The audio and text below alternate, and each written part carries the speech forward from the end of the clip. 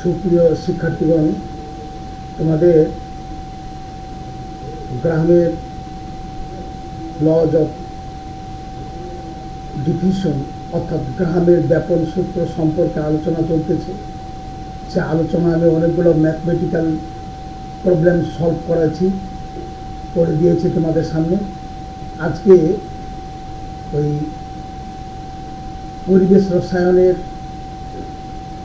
এর আগে যে বয়েলস এবং চার্লসের সূত্র ম্যাথমেটিক্যালি প্রতিপাদন করেছিলাম, সেই সূত্রগুলোর কিছু সমস্যা বাকি ছিল। তো তোমরা এর আগে বয়েলস ল, চার্লস ল কাকে বলে, তাদের গাণিতিক ব্যাখ্যা এবং সংজ্ঞা এগুলো অবশ্যই জানতে হবে। জানার পরে এই সমস্যাগুলো তোমরা করতে পারবে। তো আমার মনে হয় তোমরা যদি যত্ন সহকারে খাতা কলম নিয়ে বসো, এই ছোট ছোট সমস্যাগুলো অনুসরণ করলে বড় ধরনের সমস্যাগুলো করতে পারবে। আজকে আমি বয়েলসের কিছু ম্যাথমেটিক্যাল প্রবলেমসগুলো তুলে ধরছি।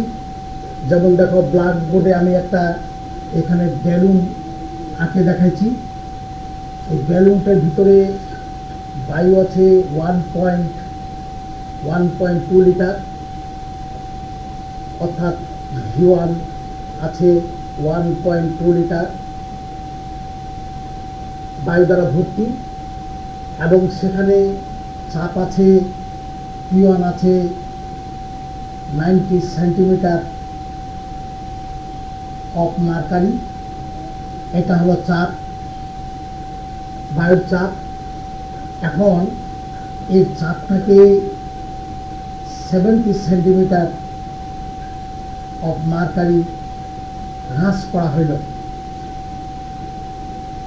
90 থেকে 70 সেন্টিমিটার চাপ হ্রাস করা হইল। তখন এর আয়তন কি দাঁড়াবে, ভিতরে গ্যাসটার আয়তন অথবা বেলুনটির কি অবস্থা হবে? সমস্যাটা এ ধরনের, একটি বেলুনে স্থির তাপমাত্রা অবশ্যই কনস্ট্যান্ট, স্থির তাপমাত্রায় একটা বেলুনে বায়ু ভর্তি করা আছে, যে বায়ুটার আয়তন হলো 1.2 লিটার, এবং ওই বায়ুটার বেলুনের ভিতরে চাপ প্রয়োগ করতেছে 90 সেন্টিমিটার, 90। সেখানে চাপ হ্রাস করা হইল, 70 সেন্টিমিটার চাপ কমায় দেওয়া হইল। তাহলে ওই বেলুনের বায়ুর অবস্থা কি হবে, অর্থাৎ কতটুকু বায়ু যদি চাপ হ্রাস করা হয়? বয়েলের সূত্রটা বলা হয়েছে। বয়েলের সূত্রটা মূলত চাপের সঙ্গে আয়তনের সম্পর্ক।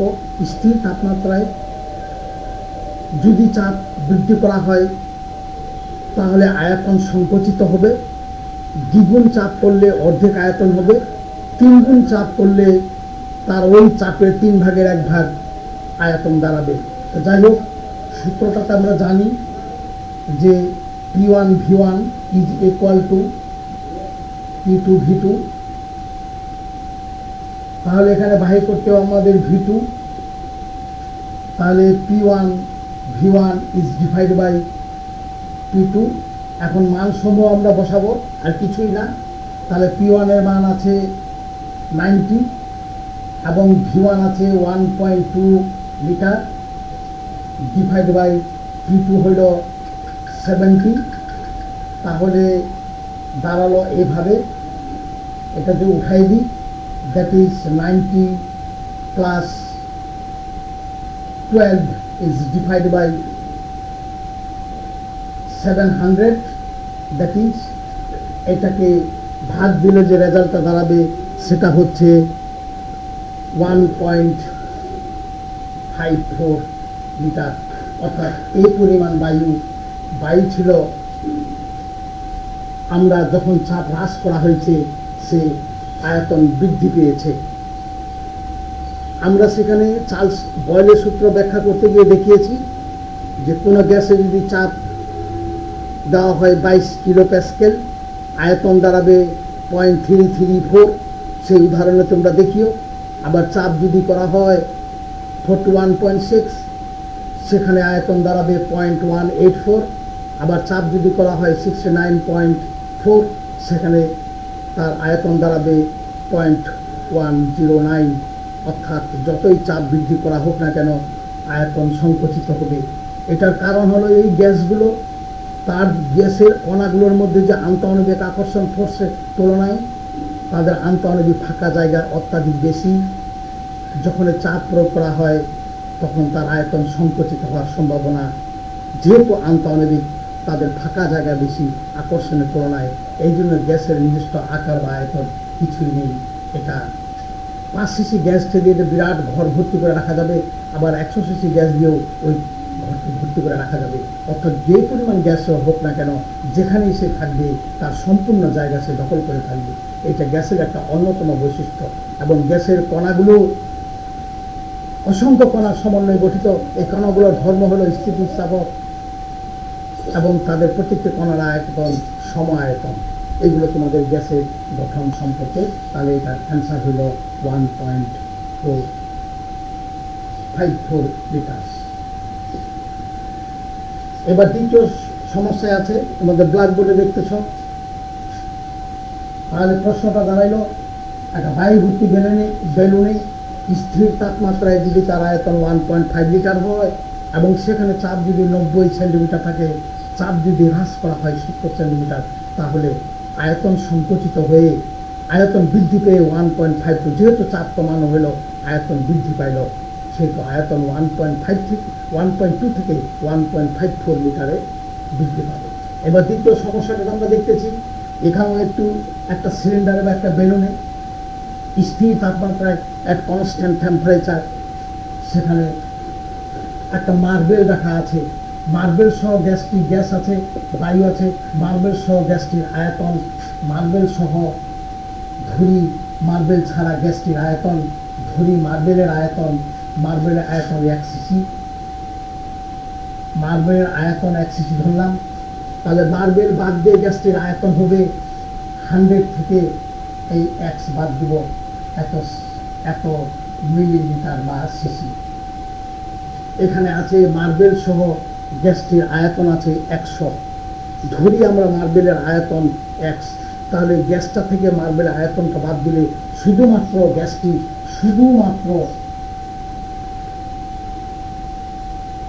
শুধুমাত্র গ্যাসের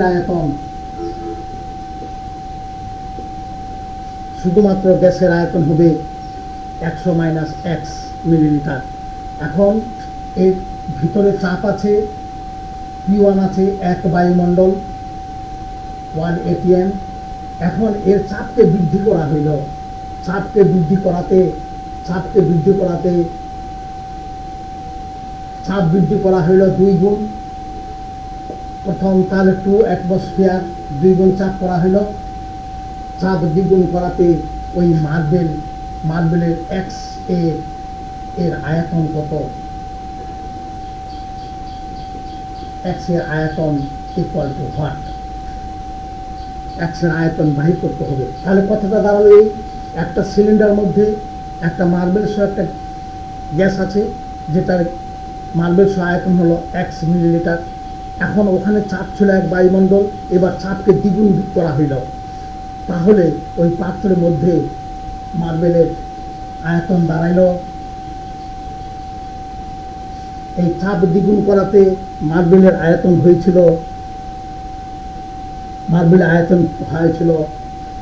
এই V2 হয়েছিল 52 মাইনাস x, শুধুমাত্র এত মিলিলিটার। অর্থাৎ যখন চাপ দ্বিগুণ করা হইল তখন মার্বেল সহ গ্যাসের আয়তন দাঁড়াইল 52। তাহলে শুধুমাত্র মার্বেলের আয়তন 52 মাইনাস x। তাহলে আমরা বয়েলের সূত্র থেকে জানি স্থির তাপমাত্রায় P1 V1 is equal to P2 V2। তাহলে মানগুলো যদি আমরা বসাই, তাহলে P হলো 1 into 100 minus x is equal to P2 দ্বিগুণ 2 অ্যাটমসফিয়ার, 2 অ্যাটমসফিয়ার গুণন 52 minus x, that is 100 minus x is equal to 4 eto minus twice x অতএব 100 minus x minus 104 plus twice x, এখানে এক্স এর মান বের হয়ে আসবে, এক্স এর মান বের হয়ে আসবে 4 মিলিলিটার। 4 মিলিলিটার এটাই অ্যান্সার, অর্থাৎ মার্বেলের আয়তন হবে 4 মিলিলিটার।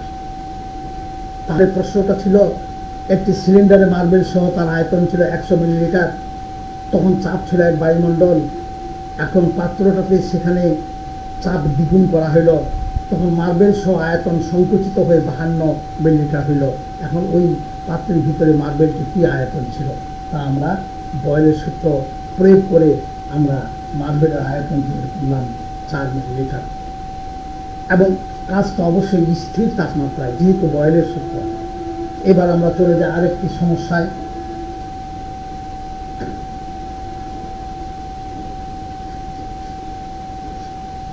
তিন নম্বরটা হচ্ছে একটি পাত্রের মধ্যে একটা সিলিন্ডারের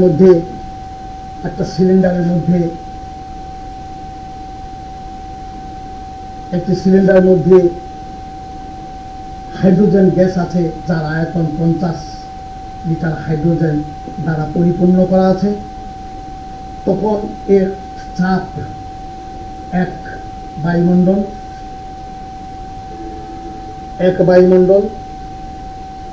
এখন এর চাপকে দ্বিগুণ করা হইল, তখন এর চাপকে আবার দ্বিগুণ করা হইল, 2 অ্যাটমসফিয়ার করা হইল। করার ফলে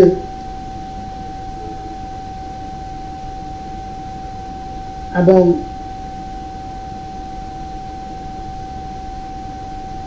50 যখন লিটার হাইড্রোজেন গ্যাস ছিল, তখন চাপ ছিল 10 অ্যাটমসফিয়ার।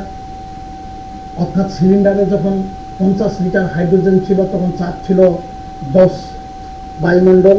এবার এর চাপ বৃদ্ধি করা হলো, দ্বিগুণ বৃদ্ধি করাতে এর আয়তন হলো 2 লিটার।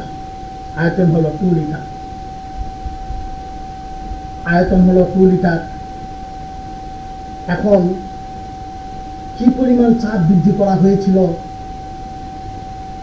এবং ওই চাপ দিয়ে কয়টি বেলুনকে ভর্তি করা যাবে। যদি একটি বেলুনের চাপ হয়, একটি বেলুনের চাপ যদি 2 অ্যাটমসফিয়ার হয়, 2 বায়ুমণ্ডল হয়, তাহলে আমরা জানি প্রাথমিক অবস্থায় তার V1 ছিল 50 লিটার, তখন তার আয়তন ছিল 50 লিটার, আর চাপ ছিল 10 বায়ুমণ্ডল ATM। এখন চাপ বৃদ্ধি করা হইল 2 গুণ, P2 হইল টুয়াইস P, দ্বিগুণ করা হইল।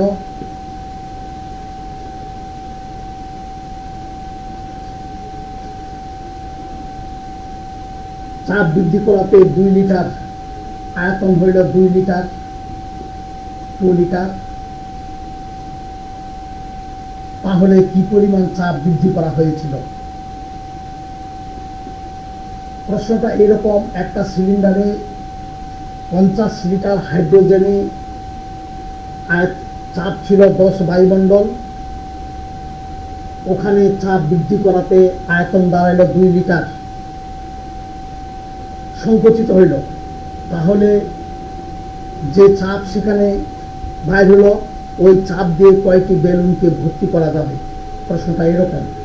তাহলে আমরা জানি বয়েলের সূত্র দিয়ে স্থির তাপমাত্রায়, তাহলে বয়েলের সূত্র আমরা জানি P1 V1 equal to P2 V2। তাহলে 50 into 10 is equal to twice 2 litre সংকুচিত হইল, P2 ইকুয়াল টু 5। তাহলে P2 is equal to 500 is divided by 2, that is 250 atmosphere। এখন একটি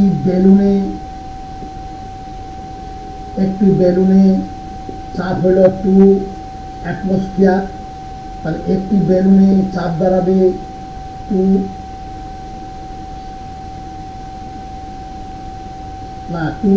অ্যাটমসফিয়ার। চাপে বেলুনের সংখ্যা একটি, তাহলে 1 অ্যাটমসফিয়ার চাপে বেলুনের সংখ্যা দাঁড়াবে 1/2 এতটি।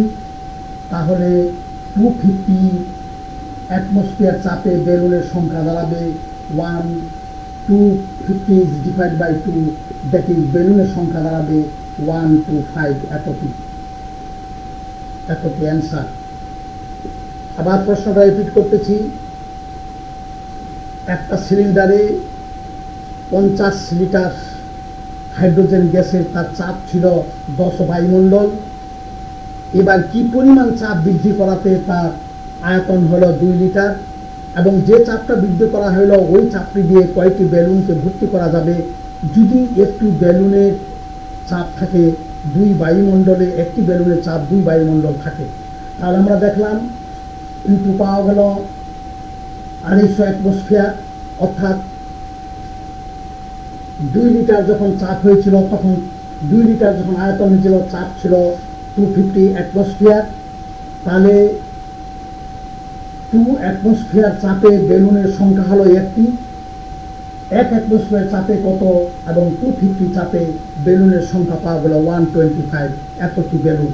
কথাটা এরকম যে একটা সিলিন্ডারে 50 মিলিলিটার হাইড্রোজেন গ্যাসের চাপ যদি 10 অ্যাটমসফিয়ার হয়, ওখানে এমনভাবে চাপ বৃদ্ধি করা হলো তাতে তার আয়তন দাঁড়াইল 2 লিটার,